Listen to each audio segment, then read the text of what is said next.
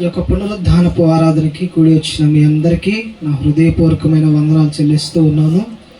అదేవిధముగా దేవునికి స్తోత్రాలు. దేవుడు మనందరితో మాట్లాడినట్లుగా స్తోత్రాలు చెల్లిద్దాం.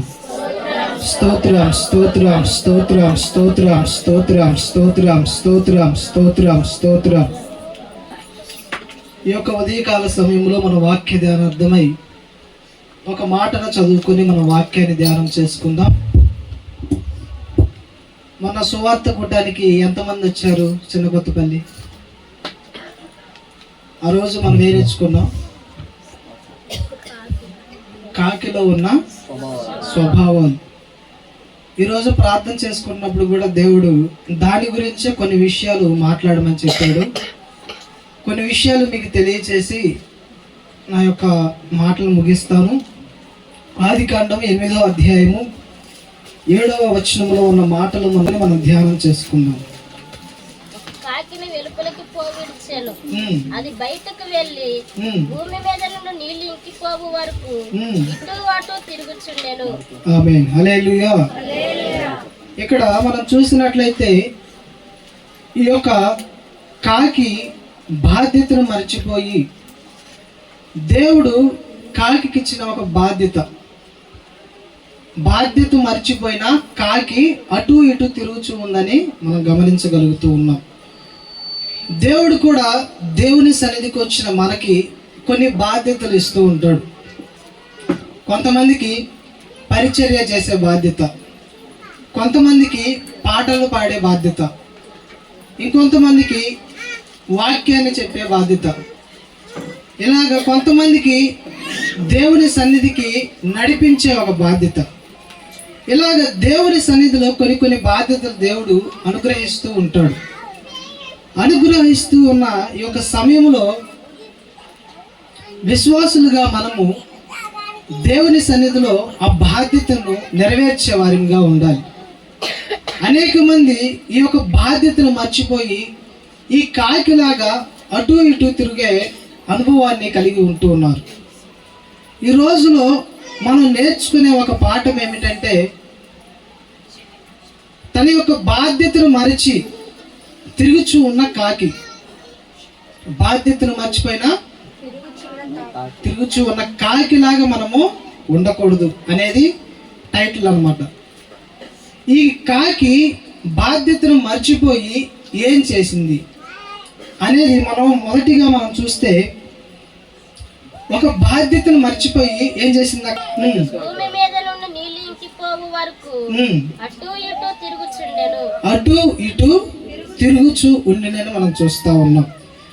దేవుడు ఒక బాధ్యతను ఇచ్చి ఆ యొక్క బాధ్యతను మర్చిపోయిన తర్వాత ఏం చేస్తా ఉందంటే, ఈ కాకి అటు ఇటు తిరుగుచూ ఉందని చూస్తా ఉన్నాం. ఎందుకు అటు ఇటు తిరుగుచూ ఉన్నది?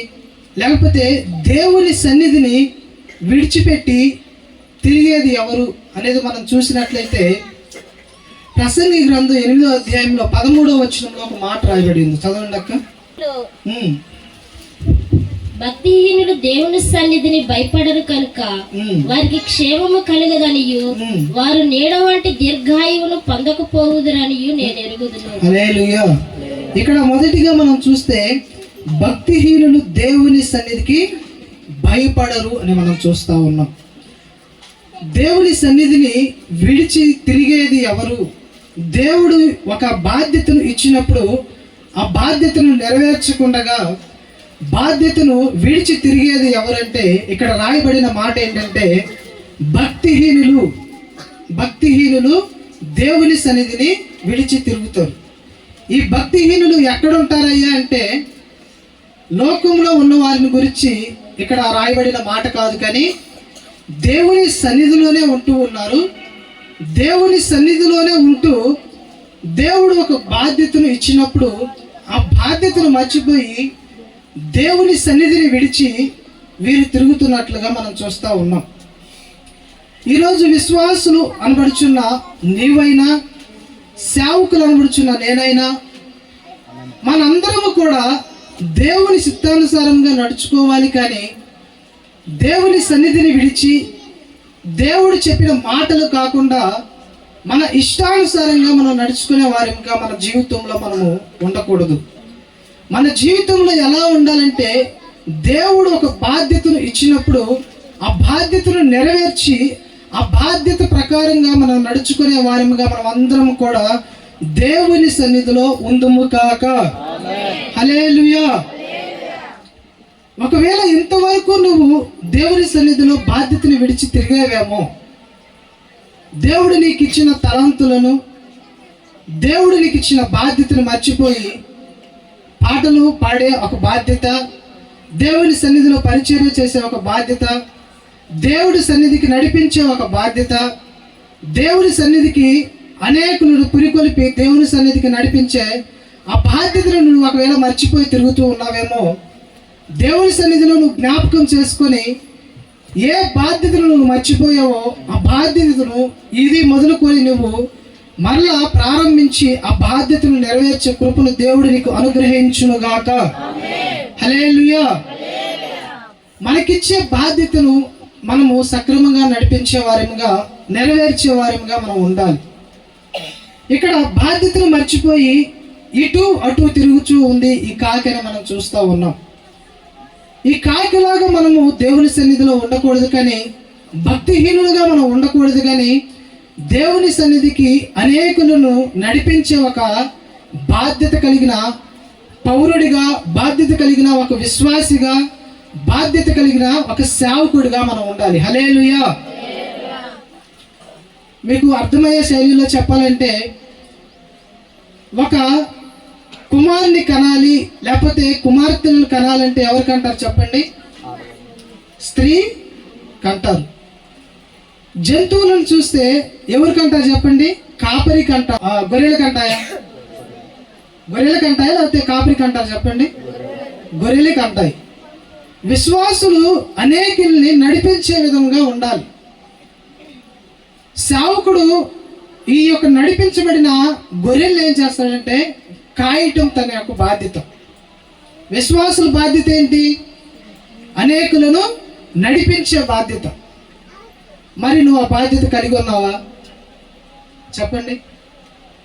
బైబిల్ చెప్తుంది, ఒక్క యూనుడు చెంగు చేపట్టుకొని ఎంతమంది వస్తారు? 10 మంది వస్తున్నారు. మరి నీ చేయబెట్టుకొని ఒక్కళ్ళన్నా వచ్చారా? ఎందుకు రావటం లేదు? నువ్వు బాధ్యతను మర్చిపోయి తిరుగుతున్నావు.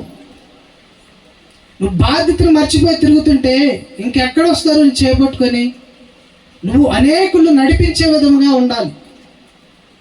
నువ్వు అనేకులు దేవుని సన్నిధిలోనికి ఒక బాధ్యత కలిగిన పౌరుడిగా, బాధ్యత కలిగిన ఒక విశ్వాసిగా, బాధ్యత కలిగిన ఒక విశ్వాసురాలుగా నువ్వు దేవుని సన్నిధికి అనేకులను నడిపించినట్లయితే సేవకుడు ఏం చేస్తాడంటే వారిని పోషించి వాక్యం చేత వాళ్ళు బలపరిచి అనేకులను నడిపించినట్లయితే వారిని సేవకుడు కాపలా కాస్తూ ఉంటాడు.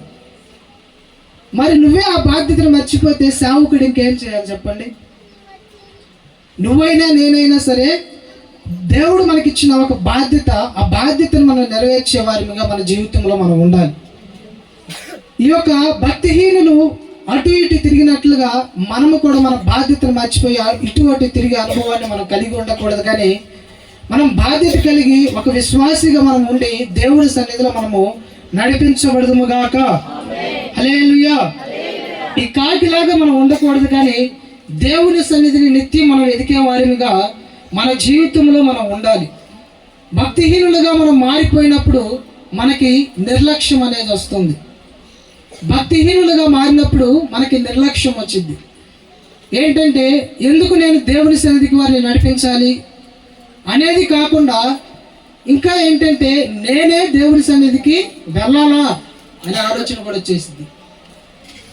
భక్తిహీనులుగా నువ్వు మారిపోయినప్పుడు నువ్వు నిర్లక్ష్యంగా ఉంటావు. దేవుని సన్నిధికి అనేకులు నడిపించకపోగా నేను ఎందుకు వెళ్ళాలి, నేను ఎందుకు నడిపించాలి అనే ఒక ఆలోచన వస్తూ ఉంది. కాబట్టి మనము నిర్లక్ష్యంగా మారిపోకూడదు, భక్తిహీనులుగా మారిపోకూడదు. అలాగా భక్తిహీనులుగా మారిపోయి నిర్లక్ష్యంగా ఉన్న ఒక సేవకుడిని లేకపోతే దేవుని యొక్క పనివాడిని నేను మీకు తెలియజేస్తాను. యోనా గ్రంథం 1వ అధ్యాయం 10వ వచనం. యెహోవా సన్నిధిలో నుండి పారిపోతున్నట్టు చేసి ఉండెను గనుక వారు ఆ సంగతి తెలుసుకొని మరింత భయపడి నీవు చేసిన పని ఏమని అతన్ని అడిగిరి. హల్లెలూయా. అతడు ఏం చేస్తా ఉన్నాడు? అక్కడ యెహోవా సన్నిధి నుండి పారిపోవచ్చున్నాడు అని మనం చూస్తూ ఉన్నాం. ఎందుకు పారిపోవచ్చు ఉన్నాడు? దేవుని సన్నిధి అంటే లెక్క లేకుండా, దేవుడు అంటే లెక్క లేకుండా నిర్లక్ష్యముగా ఉండి ఒక భక్తిహీనతలోనికి పోయినట్లుగా మనం చూస్తూ ఉన్నాం. దేవుణ్ణి విడిచిపెట్టాడు, దేవుని సన్నిధిని విడిచిపెట్టాడు, దేవుని యొక్క బాధ్యతను మర్చిపోయి, దేవుని యొక్క బాధ్యతను నిర్లక్ష్య పెట్టి అతడు వెళ్ళవలసిన చోటికి వెళ్ళకుండా వేరొక చోటికి వెళ్ళుచున్నట్లుగా మనం చూస్తూ ఉన్నాం. మనము కూడా ఈరోజు దేవుడు మనకు అనుగ్రహించిన ఒక బాధ్యతను మర్చిపోయి ఈరోజు మరి ఎంతమంది రావాలో అంతమంది రాలేదు. ఎందుకు రాలేదు? తనకి ఇచ్చిన బాధ్యతను మర్చిపోయారు. దేవుడి సన్నిధికి రావాల్సిన ఒక బాధ్యతను మర్చిపోయి ఈ లోకంలో ఉన్న సుఖ సంతోషాలకి వారు అలవాటు పడిపోయి అనేక మంది సినిమాలకు వెళ్తూ ఉన్నారు, అనేక మంది పాపాలు చేస్తూ, అనేక మంది తమ యొక్క సొంత ఆలోచనలు, తమ యొక్క సొంత పనుల మీద ఉండి వారి దేవుణ్ణి విడిచిపెట్టేసి దేవుడు అంటే లెక్క లేకుండా తన యొక్క సొంత ఆలోచన చొప్పున నడిపించబడుతూ ఉన్నారు. అదే విధముగా ఇక్కడ ఈ సేవకుడు కూడా తన యొక్క పనిని కాకుండా దేవుడు తనకిచ్చిన ఒక బాధ్యతను మర్చిపోయి వెళ్ళవలసిన చోటికి కాకుండా వేరొక చోటికి వెళ్ళాడు. నా ప్రజలు నశించిపోతూ ఉన్నారు, పోయి రక్షించయ్యా అని చెప్పేసి ఆ సేవకుడికి చెబితే ఆ సేవకుడు ఏం చేశాడు? బాధ్యతను మర్చిపోయి సుఖానికి అలవాటు పడిపోయి భక్తిహీనతగా ఉండి దేవుని సన్నిధిని విడిచినట్లుగా మనం చూస్తూ ఉన్నాం.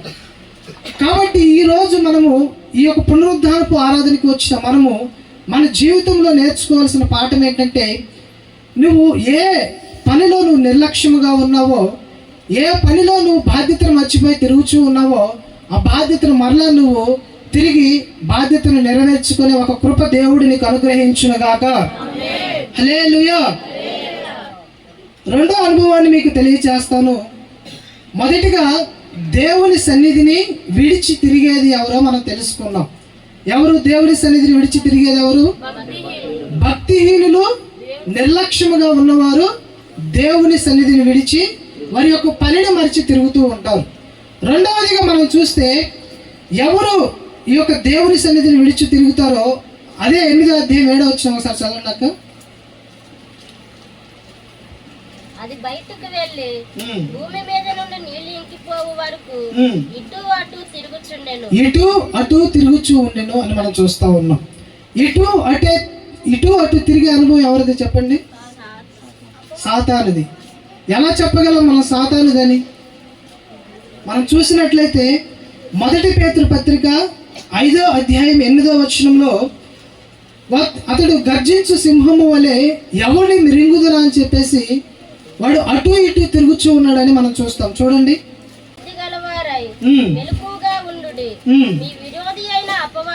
మీ విరోధి అయిన అపవాది గర్జించు సింహము వలె ఎవరిని మిరింగుదునా అని వెతుకుచూ తిరుగుతూ ఉన్నాడు అని మనం చూస్తూ ఉన్నాం. ఎక్కడైతే వెతుకుతూ తిరుగుతూ ఉన్నాడని రాయబడి ఎందుకని మనము యోబు గ్రంథం 1వ అధ్యాయము 7వ వచనము 2వ అధ్యాయము 2వ వచనంలో మనం చూస్తే భూమి మీద అటు ఇటు తిరిగి దేవుని సన్నిధికి వచ్చినట్లుగా మనం చూస్తాం. చూడండి, యోబు గ్రంథం 1వ అధ్యాయము 7వ వచనం. చదవండి. నువ్వు ఎక్కడి నుండి వచ్చితివని వానిని అడుగగా అపవాది భూమి మీద ఇటు అటు తిరుగులాడుచు అందులో సంచరించాను అని చెప్పాడు. ఎందులో సంచరించాడు? దేవుని సన్నిధిలో. ఆ యొక్క దేవదూతలు ఆరాధిస్తూ ఉన్నప్పుడు, దేవుణ్ణి స్తుతిస్తూ ఉన్నప్పుడు ఈ యొక్క సాతానుగాడు వారి మధ్యలోనికి వెళ్ళాడంట. వారి మధ్యలోనికి వెళ్ళి అక్కడ ఉండి నిలబడి చూస్తూ ఉన్నప్పుడు దేవుడు అడిగాడు, నువ్వు ఎక్కడి నుంచి వచ్చావు సాతాను అని చెప్పేసి సాతాను అడిగినప్పుడు సాతాను మాట్లాడుతున్న మాట ఏంటంటే, నేను భూమి మీద ఇటు అటు తిరుగుచు మీ మధ్యలోనికి వచ్చాను, లేకపోతే దేవుని సన్నిధిలోనికి వచ్చాను అని సాతాను గారు చెప్పినట్టుగా మనం చూస్తూ ఉన్నాం. ఎందుకు? భూమి మీద అటు ఇటు తిరుగుతున్న వ్యక్తి భూమి మీద ఉన్న మనుష్యుల దగ్గరికి వెళ్ళొచ్చు కదా, ఎందుకు మరి దేవుని సన్నిధికి వచ్చాడు చెప్పండి? భూమి మీద అటు ఇటు తిరుగుతున్న వ్యక్తి అక్కడున్న మనుషుల దగ్గరికి వెళ్ళొచ్చు కదా. ఈ లోకానుసారమైన జీవితాన్ని జీవిస్తున్న వారి దగ్గరికి వెళ్ళకుండా దేవుని సన్నిధికి ఎందుకు వచ్చాడు? ఎన్నాక మనం చూసాం కదా, మొదటి పేతురు పత్రిక 5వ అధ్యాయం 8వ వాక్యంలో ఏమని రాయబడి ఉంది? గర్జించు సింహము వలె ఎవరిని మృంగుదునా అని చెప్పేసి భూమి మీద అటు ఇటు తిరుగులాడుచు ఆయన వచ్చినట్లుగా, ఆ యొక్క సాతానుగాడు వచ్చినట్లుగా మనం చూస్తూ ఉన్నాం. కాబట్టి భూమి మీద ఇటు అటు తిరిగేది ఎవరంటే సాతానుగాడు. ఎందుకు వాడు తిరుగుతాడంటే వాడు నాశనం చేయటానికి, ఒక మనిషిని నాశనం చేయడానికి వాడు తిరుగుతూ ఉన్నాడు. మరి ఈ యొక్క కాకిలాగా భూమి మీద ఒకవేళ అటు ఇటు తిరిగే అనుభవం, దేవుని సన్నిధిలోనే ఉన్నావు నువ్వు, కానీ బాడీ ప్రజెంట్ మైండ్ ఆబ్సెంట్. దాని యొక్క అర్థం అది. మనము వ్యక్తిగతంగా లేకపోతే శరీరానుసారంగా మనం ఇక్కడే ఉంటాం, కానీ మన ఆలోచనలు, మన తలంపులు అటు ఇటు వెళ్ళిపోకూడదు. భూమి మీద అన్ని చోట్లకి తిరిగేది ఏంటంటే ఈ మనసు. ఈ మనసు ఇక్కడే ఉండేది, కానీ ఇప్పుడు అమెరికా వెళ్ళమన్నా కానీ వెళ్ళొచ్చింది, ఎన్ని చోట్లకి వెళ్ళరమన్నా కానీ ఈ మనసు వెళ్ళొచ్చింది. కానీ మన జీవితంలో మనము భూమి మీద ఉన్నప్పుడు, ఈ యొక్క దేవుని సన్నిధిలో ఉన్నప్పుడు మన యొక్క జీవితం ఎలా ఉండాలంటే ఈ కాకిలాగా అటు ఇటు తిరిగే అనుభవం కాదు, కానీ మనం దేవుని సన్నిధిలో ఆత్మతో సత్యముతో మనం దేవుణ్ణి ఆరాధించాలి, దేవుణ్ణి స్తుతించాలి. దేవుని సన్నిధిలో అలాగ మన ప్రాణాత్మ దేహాన్ని దేవునికి అప్పగించి దేవుని సన్నిధిలో మనము దేవుణ్ణి ఆరాధించి స్తుతించుదురుగాక. హల్లెలూయా. రెండవదిగా వచ్చేసి మన జీవితంలో ఇటు అటు తిరిగే అనుభవాన్ని మనము కలిగి ఉండకూడదు. అదే యోబు గ్రంథంలో 2వ అధ్యాయము 2వ వచనంలో కూడా ఆ మాట రాయబడి ఉంటుంది.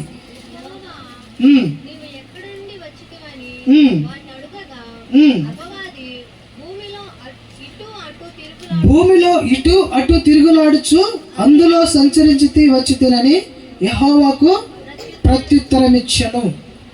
కాబట్టి మన జీవితంలో ఇటు అటు తిరిగే అనుభవాన్ని మనము కలిగి ఉండకూడదు. మనము విశ్వాస జీవితంలో అటు ఇటు తిరుగులాడకుండా విశ్వాస జీవితంలో ఏం చేయాలంటే ఎదిగే జీవితం మనం కలిగి ఉండాలి.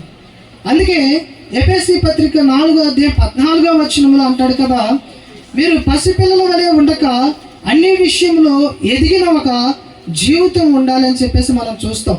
చూడండి, అందువలన మన మీకు మీదట పసిపిల్లలమై ఉండి మనుషుల మాయోపముల చేతను వంచన చేతను తప్పు మార్గముకు లాగు యుక్తి చేతను గాలికి కట్టుకొని పోవునట్లు కల్పింపబడిన ప్రతి ఉపదేశమునకు ఇటు అటు కొట్టుకొని పోవచ్చు. అలల చేత ఎగరగొట్టబడిన వారిమైనట్లుండక ప్రేమ కలిగి సత్యము చెప్పుచు క్రీస్తు వలె ఉండుటకు మనం అన్ని విషయములలో ఎదుగుదుము. ఆమేన్. హల్లెలూయా. ఈ యొక్క ఎఫెసీ పత్రికలో రాయబడినట్లుగా మనము పసిపిల్లల వలె మనము ఇంకా కూడా అటు ఇటు తిరిగే అనుభవం మనకు ఉండకూడదు.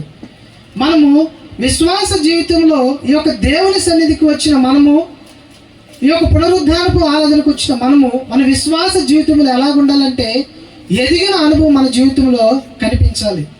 మనము విశ్వాస జీవితంలో ఎదిగిన వారిగా మనం దేవుని సన్నిధిలో కనబడదుముగాక. హల్లెలూయా. మూడవదిగా మనం చూస్తే ఆ యొక్క 8వ అధ్యాయం 7వ వచనంలో ఒకసారి చదవండి అక్క. అది బయటకు వెళ్ళి భూమి మీద నుండి నీళ్లు ఇంకిపోవు వరకు ఇటు అటు తిరుగుచుండెను. ఆమేన్. ఎక్కడ మనం చూస్తే నీళ్లు ఇంకిపోవు వరకు భూమి మీద అటు ఇటు తిరుగుచూ ఉందని మనం చూస్తూ ఉన్నాం. ఇక్కడ నీళ్లు ఇంకిపోవు వరకు అన్నప్పుడు మనం చూస్తూ ఉన్నాం. నీళ్లు ఇంకిపోవుట అంటే ఏంటంటే మనలో ఉన్న లోకాశలు చనిపోవటం. ఈ యొక్క నీళ్లు అన్నప్పుడు లోక ఆశలు అని చూపిస్తూ ఉంది. ఇంకా ఈ లోకాశలు మనలో చనిపోకపోతే మనం భూమి మీద అటు ఇటు తిరిగే అనుభవాన్ని మనం కలిగి జీవిస్తాము. కాబట్టి మనలో ఉన్న ఈ యొక్క శరీర కోరికలు అనబడుచున్న వాటిని మనము విడిచిపెట్టి మనము జీవించాలి. అందుకే ఇర్మియా గ్రంథంలో 2:36 నువ్వు ఐగుప్తుని ఆధారం చేసుకోకుండా నువ్వు బ్రతకాలి అని మనం చూస్తాం. ఐగుప్తుని ఆధారం చేసుకుంటే నీకు సిగ్గు కలుగుతూ ఉందని మనం చూస్తాం. చూడండి అక్క, నీ మార్గము మార్చుకొనుటకు నీవేళ ఇటు అటు తిరుగులాడుచున్నావు. నువ్వు అషూరును ఆధారము చేసుకొని సిగ్గుపడినట్లు ఐగుప్తును ఆధారము చేసుకొని సిగ్గుపడేదవు. ఆమేన్, హల్లెలూయా. ఐగుప్తుని ఆధారం చేసుకొని నువ్వు బ్రతికితే ఏమవుతుంది? సిగ్గు కలుగుతూ ఉంది. ఐగుప్తు అన్నప్పుడు దేనికి సాదృశ్యం? లోకానికి సాదృశ్యం. నువ్వు భూమి మీద ఇటు అటు ఐగుప్తుని ఆధారం చేసుకొని బ్రతికినట్లయితే నీకు సిగ్గు కలుగుతూ ఉంది, అవమానం కలుగుతూ ఉందని చెప్పేసి నువ్వు జ్ఞాపకం చేసుకోవాలి. కాబట్టి మన జీవితంలో మొదటిగా ఏముండాలి? అటు ఇటు తిరిగే అనుభవం, దేవుని సన్నిధిని విడిచిపెట్టే అనుభవాన్ని కలిగి ఉంది. దేవుని సన్నిధిని విడిచిపెట్టడం అంటే భక్తిహీనులుగా మారిపోయినప్పుడు దేవుని సన్నిధిని విడిచిపెడతాం. రెండవదిగా అటు ఇటు తిరగటం అంటే దేవుని సన్నిధిని విడిచి మనము నిర్లక్ష్యంగా ఎప్పుడు మారుతామంటే అటు ఇటు తిరిగినప్పుడు మనము దేవుని సన్నిధికి నిర్లక్ష్యంగా మారిపోతాం, భక్తిహీనులుగా మారిపోతాం. మూడవది వచ్చేసి నీళ్లు ఇంకిపో వరకు అంటే మనలో ఉన్న లోకాశలు చనిపోకపోతే మనము దేవుని సన్నిధిని విడిచిపెడతాం. హల్లెలూయా. నాలుగవదిగా మనం చూస్తే మనము దేవుని సన్నిధిని విడిచిపెట్టిన తర్వాత మనము నాలుగవదిగా మనం చేయాల్సిన కార్యం ఏంటంటే మనము పశ్చాత్తాపడాలి. ఈ కాకి మరలా దేవుని సన్నిధి లేకపోతే నోవాహు ఊళ్ళోకి వచ్చిందా రాలేదా? ఎందుకు రాలేదు? భక్తిహీనులుగా మారిపోయింది, ఒక కఠినమైన హృదయం కలిగి ఉంది కాబట్టి ఇది రాలేకపోయింది. మరి నీ జీవితంలో నా జీవితంలో మనం కఠినంగా మారిపోతే మనం దేవుని సన్నిధికి రాలేం. మళ్ళా నువ్వు దేవుని సన్నిధికి వచ్చి నువ్వు దేవుని సన్నిధిలో మరలా ఏం చేయాలంటే నీ యొక్క మనసును దేవునికి అప్పగించి నువ్వు ప్రార్థన చేసినప్పుడు పశ్చాత్తాపడినప్పుడు దేవుడు నీకు మరలా కృపనిచ్చి ఆ యొక్క పరిచర్య భారాన్ని లేకపోతే దేవుడు నీకు అనుగ్రహించిన ఒక బాధ్యతను నువ్వు నిర్లక్ష్య పెట్టే వారిగా ఉండకుండా నువ్వు బాధ్యతను ఆ యొక్క చేసే ఒక వ్యక్తిగా నువ్వు ఉంటావు. మనం చూసినట్లయితే యోనా గ్రంథం 2:4 మనం చూస్తే అక్కడ యోనా పశ్చాత్తాపడినట్లుగా మనం చూస్తాం. సన్నిధిలో నుండి నేను వెలివేయబడినను ఈ పరిశుద్ధాలయము తట్టు మరలా చూచేదని అనుకుంటుని. 7వ వచనం కూడా చూడండి. కోపములో నుండి నా ప్రాణము నాలో మూర్ఛిల్లగా నేను యెహోవాను జ్ఞాపకము చేసుకుంటుని. నీ పరిశుద్ధాలయములోనికి నీ యొద్దకు నా మనవి వచ్చెను. 9వ కూడా చూడండి. కృతజ్ఞతాస్తుతులు చెల్లించి నేను నీకు బలులను అర్పింతును. నేను మొక్కుకొనిన మొక్కుబళ్లను చెల్లింపక మానను. యెహోవా యొద్ద నేను రక్షణ దొరుకును అని ప్రార్థించెను. ఆమేన్. ఇక్కడ మనం చూస్తే ఈ యొక్క 3 వచనాల్లో యోనా గారు ఏం చేసినట్లుగా ఉంది? ప్రార్థన చేసినట్లుగా, పశ్చాత్తాపంతో కూడిన ఒక ప్రార్థన ఆయన చేసినట్లుగా మనం చూస్తూ ఉన్నాం. నేను చేసినది తప్పయ్యా అని చెప్పేసి ఆయన దేవుని సన్నిధిలో పశ్చాత్తాపడినప్పుడు మరలా దేవుడు తన యొక్క బాధ్యతను మరలా దేవుడు గుర్తు చేసి 3వ అధ్యాయం 1వ వచనంలో మనం చూస్తే అక్కడ చూడండి అక్క. అంతటా యెహోవా వాక్కు రెండవ మారు యోనాకు ప్రత్యక్షమై సెలవిచ్చినదేమనగా నీవు లేచి నినివే మహాపురమునకు పోయి నేను నీకు తెలియచేయు మా సమాచారము దానికి ప్రకటన చేయుము. ఆమేన్. మరలా ఏం చేశాడు దేవుడు? మరలా ఒక బాధ్యతను దేవుడు మరలా ఇచ్చాడు. ఎందుకంటే నువ్వు దేవుని సన్నిధిలో ఒకవేళ బాధ్యతను మర్చిపోయి తిరుగుతూ ఉన్నప్పుడు ఈ 3 లక్షణాలు నువ్వు కలిగి ఉన్నప్పుడు నువ్వు దేవుని సన్నిధిలోనికి వచ్చి పశ్చాత్తాపడి దేవుని సన్నిధిలో నువ్వు మొరపెట్టి దేవుని సన్నిధిలో నువ్వు ప్రార్థన చేసినట్లయితే నువ్వు కోల్పోయిన ఆ యొక్క ప్రార్థన జీవితం, ఆ యొక్క విశ్వాస జీవితం, ఆ యొక్క బాధ్యత దేవుడు మరలా నీకు ఇచ్చి నీ యొక్క తలంపులను మరలా నువ్వు నెరవేర్చే ఆ యొక్క కృప దేవుడు నీకు అనుగ్రహించి నడిపిస్తాడనేది మనం చూస్తూ ఉన్నాం. దేవుడు మరలా యోనాకు బాధ్యతనిచ్చి నడిపించినట్లుగా ఆ యొక్క బాధ్యతను ఆయన నెరవేర్చినట్లుగా మనం చూస్తూ ఉన్నాం. కాబట్టి మన జీవితంలో ఈ కాయకలాగా అటు ఇటు తిరిగే అనుభవాన్ని మనం కలిగి ఉండకుండా దేవుని సన్నిధిలో మనం పశ్చాత్తాపడి కోల్పోయిన ఆ బాధ్యతను మరలా మనము చేసి దేవుని సన్నిధిలో మనము ఆశీర్వదించబడుదుముగాక. హల్లెలూయా. దేవుడు ఈ మాటలు మన హృదయంలో స్థిరపరచబడునుగాక. ఆమేన్. చప్పట్లు కొడుతూ అందరూ ప్రభునామాన్ని కనపడదాం గట్టిగా హల్లెలూయా.